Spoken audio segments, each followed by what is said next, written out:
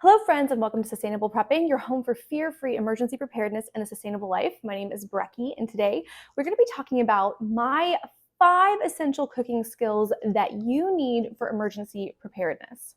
If you're new here, I want to say a great big welcome. I'm glad you found my slice of the internet, and if you're not new, I want to say welcome back. We are coming to the end of my Vlogmas adventure where I have been filming a video every single weekday until Christmas, December 25th, and it has been really fun. I've got to make some different videos than I normally make. I've been able to really stretch myself and get to know a lot more of you, and because of you, I'm growing. So I want to say a great big thank you, thank you, thank you. If you find my videos valuable, if you've learned something, or there's something that makes you think, please give them a like and subscribe to the channel and share them with a friend or post them on social media. These are the ways that I can grow, and I am so grateful for the ways you are helping me to reach more people with a message of fear-free preparedness. Today we are going to be diving into my 5 cooking essentials for those who are doing emergency preparedness. Now, these are not necessarily cooking essentials for everyday life. This is not necessarily a treatise on how to cook everything from scratch, because I will admit, no one will call me a chef maven, okay? That I am not a kitchen queen, but I do enjoy cooking. I have learned a lot about cooking over the last several years, and I think that these skills are going to help you think about your food storage, about your emergency preparedness, and about using what you have so that you can stretch what you're storing, how you're storing it, planning ahead, making sure you have the right tools, and most importantly, making sure you're practicing these skills now before that future emergency hits. So before we jump into my top 5, I want to put a couple of caveats. The first one is that cooking skills are non-gendered. And that means that while the majority of people who watch my videos identify as women, there are still lots of guys who watch these videos and who might be sent this video. If so, hi, welcome. I'm Brecky. Nice to meet you. Ultimately, everyone needs to eat, so everyone should know how to cook. I'm teaching my teenage sons how to cook, and I plan on teaching my daughters how to cook. Everyone needs to know how to feed themselves efficiently and effectively. So these are non-gendered. Cooking is for everyone, okay? The second thing is that nothing here is about kitchen finesse. I am not Nigella Lawson. I am not Ina Garten, okay? I am not even Jamarelle Stewart. I am just a real-life mom in a functional homesteading kitchen who knows about food storage, who practices with her food storage, and who wants you to have the skills you need to maximize your food storage. So all of this is going to kind of fall under those 2 caveats. My third piece here is that everything needs to be considered in your own context. What I mean is, if you are someone who, for example, doesn't eat wheat, one of my recommendations is about baking bread. That may not apply to you, or you may need to augment it. Think about your own personal needs as you consider these skills and how you're going to apply them to your life and to your food storage. Okay, with those caveats in mind, let's jump in. My first cooking essential is one that everyone should know, and that is how to masterfully prepare 1 grain and 1 legume. What I mean by that is the majority of preppers and food storage enthusiasts are going to have dried grains and dried legumes stored, and you should master cooking 1 grain and 1 legume. It doesn't matter which ones, but you have to master one of them. And you have to master cooking them without your modern conveniences of like a pressure cooker or any kind of gadgets. So what does that look like practically? Well, in my family, our 1 grain that we are mastering is rice. We could have chosen oats, we could have chosen corn, we could have chosen wheat flour, we could have chosen barley, right? There's lots of different options, but we chose rice because rice is something we eat all the time. Can we cook it in an Instant Pot? Sure. There's a 4-minute Instant Pot setting that makes rice super easy. There are rice cookers out there that make making rice super easy. But in a grid down situation, those won't be available. So mastering making it on the stove and making it good every single time, which sounds easy, but it's harder than you think when you've got a bunch of stuff going on. Mastering how to turn rice into not just rice, but can you make it savory? How do you stretch it? What do you need to turn it into pudding? What do you need to turn it into rice balls? All these different ways of learning to really confidently cook with one grain, just one, is a skill that everyone should have. Likewise, the second half of this recommendation is really mastering a legume. All preppers recommend that you store dried legumes. And by dried legumes, most of us mean beans, right? Pinto beans, black beans, lentils, it can be split peas, it can be garbanzo beans, all kinds of options. Your job, your essential skill is mastering how to use one of those legumes that you already have stored. One grain and one legume. Don't assume that when an emergency hits, you're going to magically know how to take a bunch of dried pinto beans and make really, really good pinto beans over an open fire. Because let me tell you, you are not. Okay? You're not going to magically know. And that might seem frustrating and daunting, but that's why you practice this skill now.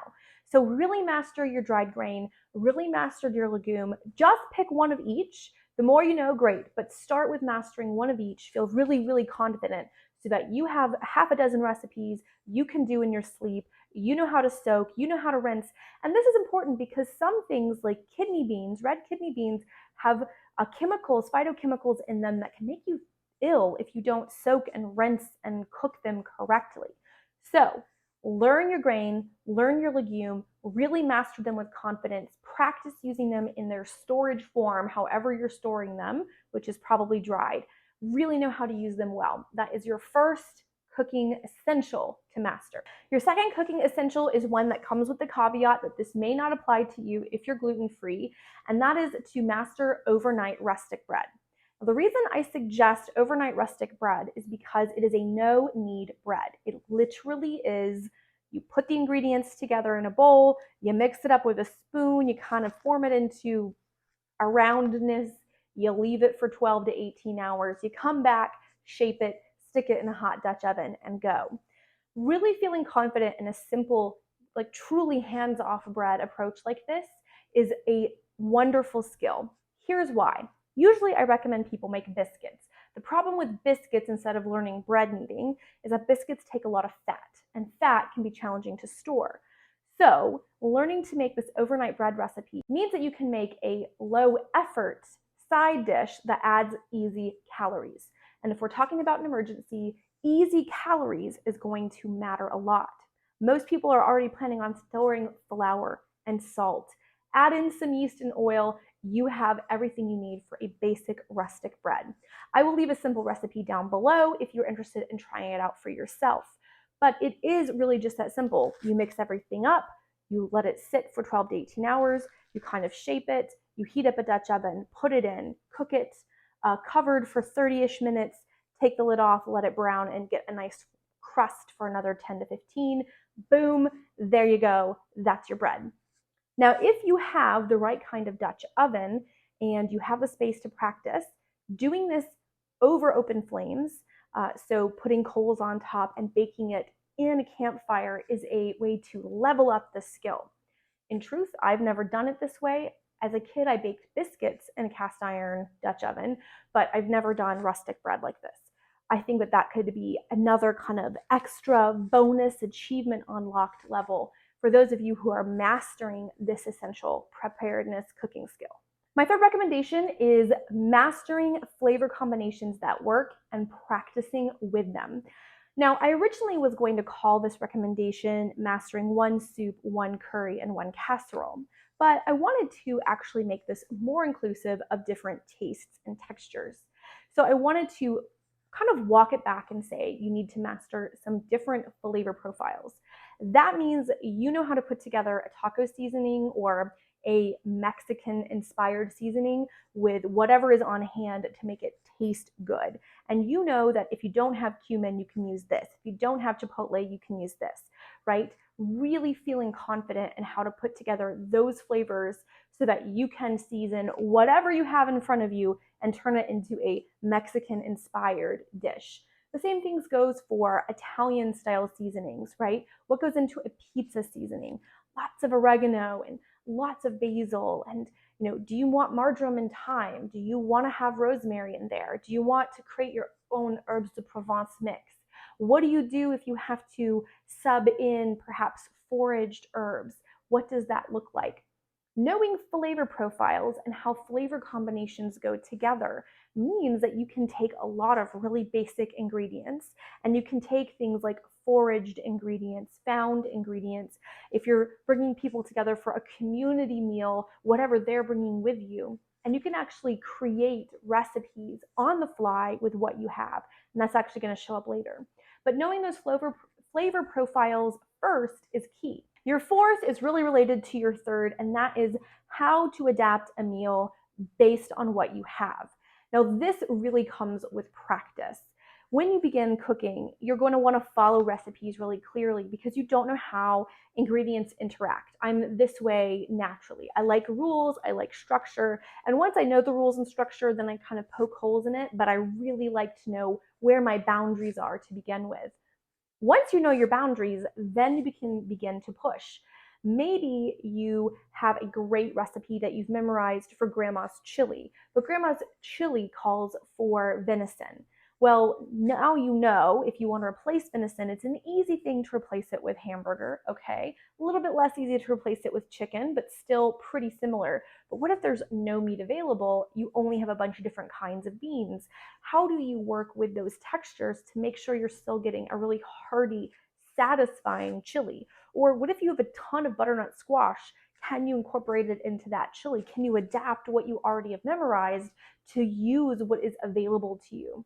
This is a skill that I think gets overlooked because it requires creativity and it also requires flexibility. And since most people think of cooking as very transactional, I do the steps, I get the thing, but creativity and flexibility isn't learned. So this is a level up skill for most people, is to go, okay, how do I adapt? And how do I adapt based on what's available?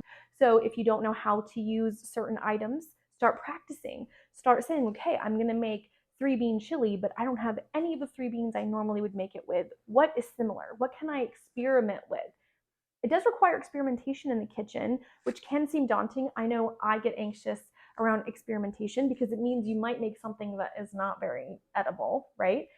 But if you want to be truly prepared for emergencies, if you want to level up your cooking skills, an essential skill to begin to hone, and you're not going to master it overnight, it's going to take time, is this ability to adapt recipes based on what's available, based on seasonality of things that are going to be growing, based on what you might be collaboratively having with a community if you're making community meals, what you might have in your food storage based on if things spoil, if you go through one ingredient too quickly or not quickly enough. This is just a wonderful skill and it translates into other areas of life, but we're talking about kitchen skills, so we'll keep it here. Being able to adapt recipes, being able to be flexible and figure out how to manipulate them to use what you have. My fifth and final recommendation builds on everything else, and that is how to use every piece that you have available. This really means how to stretch all of your ingredients for max benefit. Now, this is something we should all be practicing all the time. This is good stewardship of the resources that we have in our kitchens and that we have available to us. Low food waste is a preparedness skill and is something that all of us who strive for sustainable and simple living should be embracing and valuing. But food waste in particular is usually considered a sign of affluence. You don't need to eat those less desirable parts. You don't need to eat up all the leftovers. You don't need to use up all of whatever ingredient might go bad or is on the cusp of going bad, right? That's a sign of affluence, wealth, and privilege. And a lot of us unconsciously participate in food waste. But true preparedness cooking skills would not be complete without maximizing, really learning how to maximize every single portion that you have available.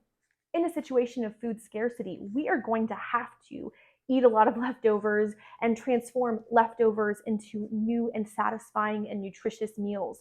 We're going to have to stretch a pound of meat to feed 10 people. We're going to have to learn how to not just take what we've adapted, but to use every single piece available to us. Particularly if we are in a situation in the season of rationing, really learning how to basically get rid of, dissolve our food waste is going to be absolutely essential. This is a skill that is lost. It is not something that the last 2 generations have practiced. And even today, a lot of home cooks and professional cooks just don't think about the mass amounts of food waste all of us have every single day and how that accumulates over months and years. In an emergency situation, our food is going to be precious. Even if you have a year's supply in your basement, all of that food is going to matter, and you never know who might be coming to your doorstep. You never know if you're going to eventually have to leave that food storage and flee. So maximizing what you have, knowing how to cook and use things multiple different ways, use things up 2 and 3 and 4 times, is really going to serve you. This isn't just strictly about food ingredients either. This will also be about fuel. Because if we're having to chop down wood in order to heat the water, in order to boil the pasta or boil water for coffee or boil water for rice, we are going to need to maximize the number of things that we're doing with every use of fuel that we will have. So for example, if you're making coffee in the morning, maybe you make rice in the morning. Rice will keep pretty well at room temperature for a few hours until you get to lunch. And then you maybe throw some things on the rice and then you go, and you're only having to heat up the your stove once, particularly if fuel is scarce. So this kind of mindfulness to practicing low waste and to practicing stretching and repurposing and using all of a particular ingredient or a meal is key. The best example that everyone gives is how you use a roast chicken, right? You might roast a chicken and have that as a meal, and then the next day have a chicken pot pie as a meal, and then the next day you've boiled the bones down into broth and have that little bit of leftover meat from the bones with some veggies and noodles for chicken noodle soup, and now you've made 3 meals from one, roasting hen. That kind of practice is something that we are not used to doing as Westerners, and so that skill, that low waste with your food prep, is a challenging one, and it's going to be one that is hard to practice, but y'all, it is a key to having emergency preparedness cooking skills. Absolutely essential. Now, my bonus tip is one that maybe is a little cheeky, but you should know how to inventory what you have in your pantry, and you should have some dedicated food storage that you've designed yourself. If you're interested in either of these, I have both a food storage in a weekend course and a fast and easy inventory bundle that is available to you. And through the end of 2022, you can use this code right here to get 30% off.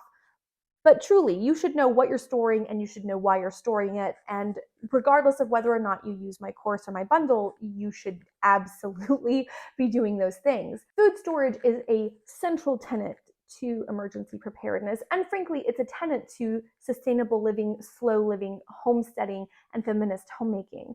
We turn the home into the central location. And what is more central to human life than eating, and eating together, and eating well? Knowing how to make nutritious foods, knowing how to prepare things from scratch. All of this is skill that we can translate into emergency preparedness. I'd like to know, what would you add to these 5 essential cooking skills? I know that we could have talked about knife skills, we could have talked about how to season cast iron, we could have talked about really specific and technical skills in the kitchen, like knowing how to fry eggs and put together a casserole and brown or even brine meat, right? Different meat preparation techniques. But I think that those are all secondary to these basic overarching skills. Know how to cook your grains and legumes. Know how to make an easy, low effort bread. Know how to use your flavors to their best advantage. Know how to be flexible and adapt recipes you've memorized, and know how to use everything up. I think those 5 skills are going to serve all of us and are going to help our kitchens be places where we thrive instead of merely survive.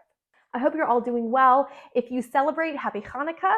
If you are in the Christian season, we are looking at Christmas. It is coming our way. Happy Advent. And for everyone else, happy holiday, happy winter solstice, happy end of 2022. I know it has been a raucous year, and I will be doing a video kind of looking back on the year too. Y'all, if you want to hang out some more, you can find all my information down in the description. You can go see me over on the Facebook group. You can hang out with me over on Instagram, or you can leave me a comment. I hope you're all doing super well. You're finding time for rest and for rejuvenation. And until the next video, happy prepping.